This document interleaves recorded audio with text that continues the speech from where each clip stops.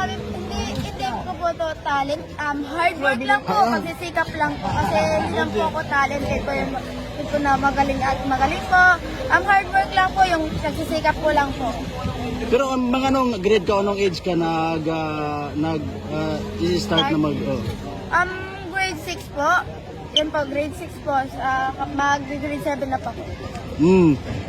Tapos, paano mo nalalove yung, ma'am, yung ganitong sports, ma'am?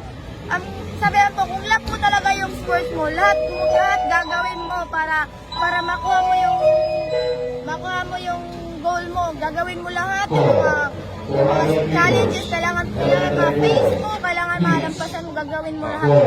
Before po nito, may naranasan po ba kayo masakit sa katawan or any na mga challenges na maaaring umapekto sa inyong laro?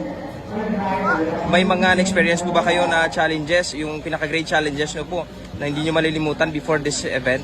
Opo, yung pa ako po, kasi yung mga last 2 weeks po, may iniinda pa akong sakit dito sa paa kasi every time na mamalapit na po yung competition, hindi naman po lahat, may iniinda po ako na masakit, yung sa paa po. Pero nag-champion pa rin po kayo, kahit medyo masakit? Wala naman ngayon, thankful lang po ako kay Lord, grateful po ako, and all glory to God po. Oo.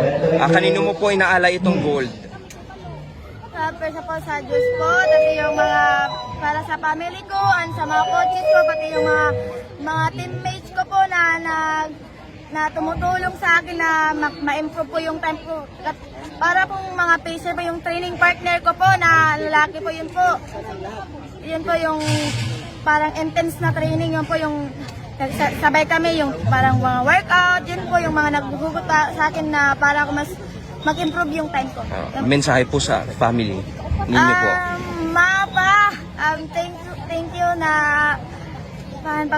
thank you sa support na lahat. Tas ito po yung maribigay ko sa inyo po, ma. Ito po yung pag-goal ko po dito. Oo, na-inform nyo na ba sila, ma'am, na nanalo po kayo ng gold?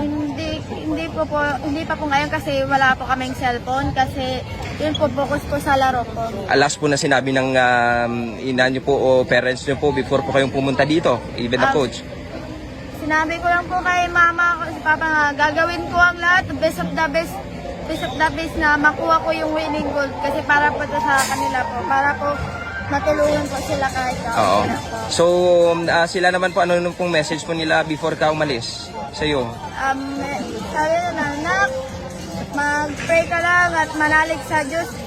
Isipin mo lang na ng Diyos, yung Diyos na nasa tabi mo. Kinabahan po ba kayo nung laro ninyo? Kaunti po kasi yun po.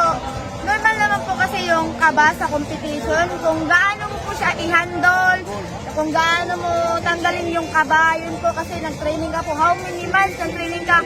Everyday nag-training ka tapos yung kailangan ma-worth it po yung training mo. Nalabas mo po lahat ng yung 100% kayong araw sa itong game, sa itong... Walang baka nalabas mo.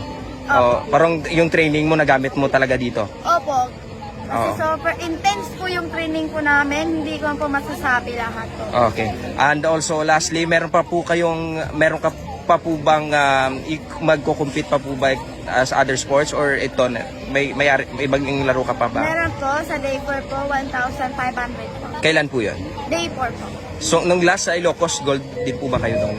Opo. Tapos yung 1,500 ko, hindi po ako naka-place, hindi po ako naka-podium po. Sa ngayon, magpe-play ka ba? Opo, maglalaro po ako ng 1,500. Okay, sige.